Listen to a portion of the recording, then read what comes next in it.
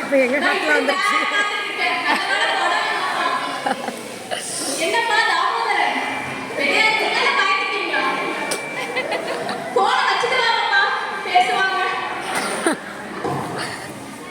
அன்னை பெற்றெடுத்த அன்னை தமிழுக்கும் இங்கு கூடியிருக்கும் அத்தனை உள்ளங்களுக்கும் முதல்ல வணக்கத்தை தெரிவிச்சுக்கணும். ஏதோ ஒரு புயலே அடிச்சு ஓஞ்ச மாதிரி தான் இருக்கு. கொஞ்சம் சங்கடம் தான் எங்க அணி இப்போ.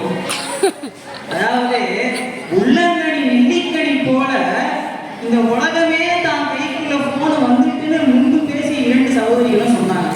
உண்மைதான். அந்த கனி தான் இப்போ காயா மாறிடுது.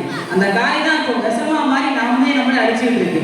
அந்த பாப்பா சொன்னாங்க, நான் எல்லாமே போன்ல தான் தேர்ந்தேன். அதுதான் புத்தகம் வாசிக்காம போனதுக்கான முக்கிய காரணம் தான் இது. புத்தகம் வாசிச்சுட்டு இருந்தாங்கன்னா இவங்க முக்கியத்துவம் கொடுத்துருக்கும்.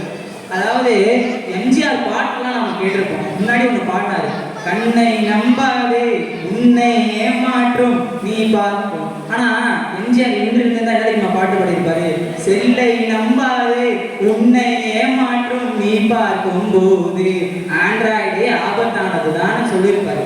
காரணம் இன்றைய சூழ்நிலை தான். ஆண்ட்ராய்டுல நல்லதும் இருக்கு கெட்டதும் இருக்குன்னாங்க. அவங்களே சொன்னாங்க, நாம பயன்படுத்துறது இன்று அதிகமா ஆண்ட்ராய்டுனால ஆபத்து தான் இந்த இடத்துல நாங்க பதிவு செய்ய விரும்புறோம். அதாவது முன்னாடி அந்த சாட்டிங் அப்படின்னு ஒரு இது, அதாவது இந்த சீட்டிங் அப்படின்னு ஒன்று சொல்லுவாங்க, எல்லாரும் கேள்விப்பட்டிருப்போம். சீட்டிங் பண்ணிட்டான், அதோட அப்டேட் வெர்ஷன் தான் இன்னைக்கு சாட்டிங் அப்படின்னு. இந்த பெற்றோர் இடத்துல இருந்து பிள்ளைகள் பிரிஞ்சு போனதுக்கு முக்கிய காரணமே என்ன, இந்த ஆண்ட்ராய்டு போன்கள் தான். அதாவது காவல்துறையினருக்கு தெரியும் என்னன்னு பார்த்தீங்கன்னா, ஆண்ட்ராய்டு வெர்ஷன் நல்லதுன்னே வச்சுக்கோங்க, நல்லதுன்னே வச்சுப்போம், நீங்க சொல்ற மாதிரி ஏற்றுக்கிறேன். அதுக்காக ஒரு குறை வச்சு கண்காணிக்கிற அளவுக்கு அது எப்படி நல்லதாக இருக்குன்னு சொல்லுங்க. அதாவது பேங்க்ல சொல்லுவாங்க, பேங்க்கு முன்னாடிலாம் போய் ஃபில் பண்ணிட்டு இருந்தா அப்படி கஷ்டம் தான் இருந்துச்சு. இன்னைக்கு வீட்டுல இருந்தே டிஜிட்டல் பரிவர்த்தனை பண்ணிக்கலாங்க. ஆனா பேங்க்ல என்ன சொல்றான், எஸ்எம்எஸ் அனுப்புவாங்க, யாருக்கும் அனுப்பிடாதீங்க அப்படின்னா. அன்னையில தீபாவளிக்கு எங்க பக்கத்து வீட்டுல நடந்த ஒரு சம்பவம்.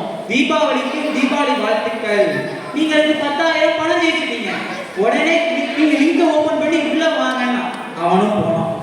ஓடிபி வந்துச்சு. ஓடிபி வந்தனே அதே ஓடிபியே போட்டான். அவ்வளவுதான், அவனை வச்சு அவன் தீபாவளி கொண்டாடிட்டு போயிட்டான். எல்லாம் இந்த ஆண்ட்ராய்டுனால தாங்க. அது மட்டும் இல்லாம முன்பெல்லாம் பெண் பிள்ளைகளை பெற்றெடுத்த பிள்ளைகளுக்கு பெற்றோருக்கு இப்போ வரைக்கும் ஒரு பிரச்சனை இருக்கும். பெண் பிள்ளை பாதுகாப்பா இருக்குதா இல்லையா யாரும் பெற்றோர்களாங்க. ஆனா இன்னைக்கு யார் பேர் ஊர் பேரு தெரியலன்னா கூட இன்ஸ்டாகிராம்ல ஃபாலோ பண்ற அளவுக்கு இருக்குதுன்னா ஆண்ட்ராய்டு எப்படி இருக்கும்? யார் ஊர் பேர் என்னன்னே தெரியாது, ஆனா இன்ஸ்டாகிராம்ல ஃபாலோவர்ஸ் இருக்கும். பெற்றோருக்கு தெரியாமலேயே நடக்கிறது. இதுல ஆண்ட்ராய்டு நல்லது இருக்கிறாங்க. அதாவது பொதுவாகவே கணவன் மனைவினாலே பிரச்சனை இருக்கும். பிரச்சனை இல்லாம கணவன் மனைவி இருக்க மாட்டாங்க. அதுல 1008 பிரச்சனை இருக்கும். இதுல T20 வேர்ல்டு கப் முக்கியங்கிறாங்க. பிரச்சனை யார் அடிச்சான்னு தெரிஞ்சுக்கணுங்கிறாங்க.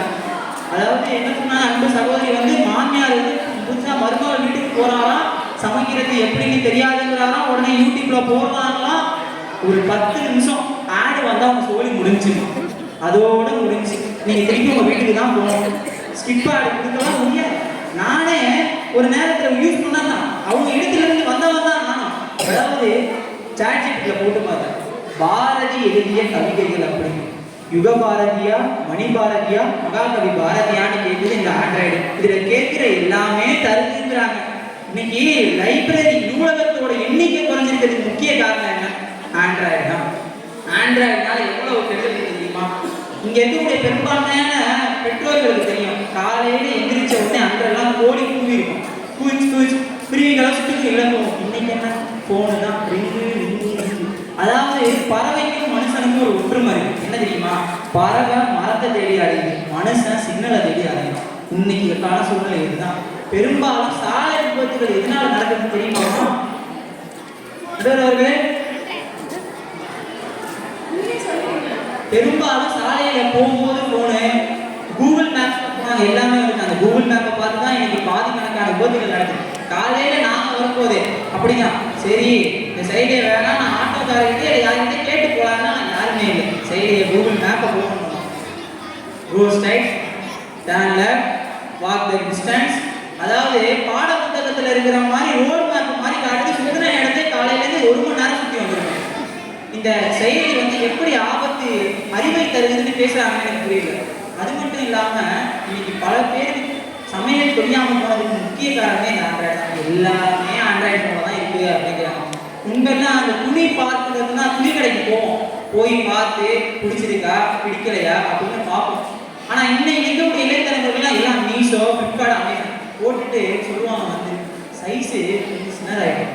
ஃபோனில் பார்க்குறப்ப நல்லா இருந்துச்சு, கலர் கொஞ்சம் கம்மியாக தான் இருக்கும். அதை நானும் தான் சொல்லியிருக்கேன். அதனால தான் சொல்கிறோம் ஆண்ட்ராய்டு ஆபத்தானது. அது மட்டும் இல்லாமல் அதாவது சாட்ஜிபிடி, இன்றைக்கு இருக்கக்கூடிய சாட்ஜிபிடியும் அப்புறம் ஜெமினி போன்ற பல ஆப்புகள் வந்ததுக்கான முக்கிய காரணம் புத்தக வாசிப்பு தான். பாரதியாரோட காலத்தில் முன்பு பேசின அக்கா சொன்னாங்க, பாரதியாருக்கு எண்ணற்ற மொழிகள் தெரியும். அதாவது நீங்க புத்தகத்தை வாசித்தாலே போதும். இப்ப எத்தனை புத்தகம் இருக்கு, ஹிந்தி கத்துக்கிறது எப்படி, தெலுங்கு கத்துக்கிறது எப்படின்னு பல புத்தகங்கள் இருக்கு. நீங்க ஏன் போனையே பாக்குறீங்க? போன்னால எவ்வளவு வியாதிகள் வருது தெரியுமா? நாம அதை சயின்டிபிக் ரிசர்ச் சொல்லுது. நம்ம போனையே பார்த்துட்டு இருக்கிறதுனால ரிசர்ச்ல வந்து நமக்கு கண் பார்வை போகுதுன்னு ஒண்ணும் இல்லை. நாம எல்லாம் பேசுறோம்ல, நாம பேசுறப்ப இவ்வளவு நல்லா பேசுனீங்கல்ல, இந்த முன்னாடி உட்காந்துட்டு ஒரு 5-6 பேர் உங்க பேச்சை கவனிக்காம போனை பார்த்தா கோபம் வருமா வராதா? உங்களுக்கு சொல்லுங்க, கோபம் வருங்களா வராதா? வரும். இதுல எப்படி நல்லதுன்றாங்க?